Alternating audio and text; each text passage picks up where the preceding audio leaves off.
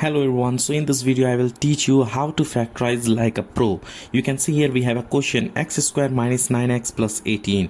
So look at the last constant number, here is 18. We have to find out that type of factor whose multiplication is 18 and addition is 9. In this way we can find out the factors. Write down here 18 and we have to divide by 2 first of all.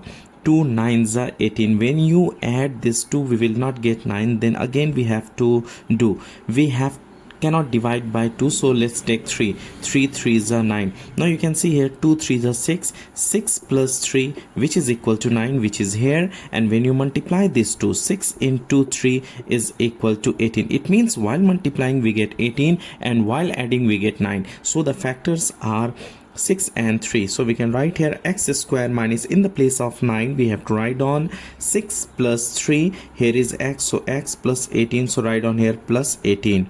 After this we have to open the bracket, so x square minus 6 into x, we have to write here 6x minus plus minus 3 into x, 3x plus 18, so write down here plus 18.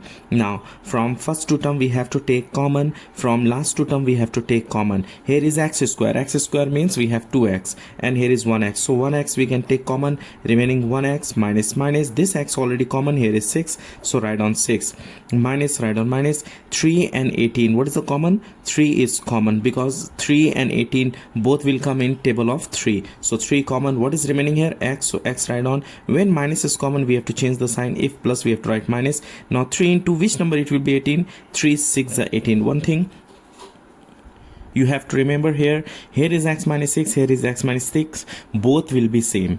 Now we can take common x minus 6. When x minus 6 common, what is remaining here? X, so write on x minus 3 which is your answer.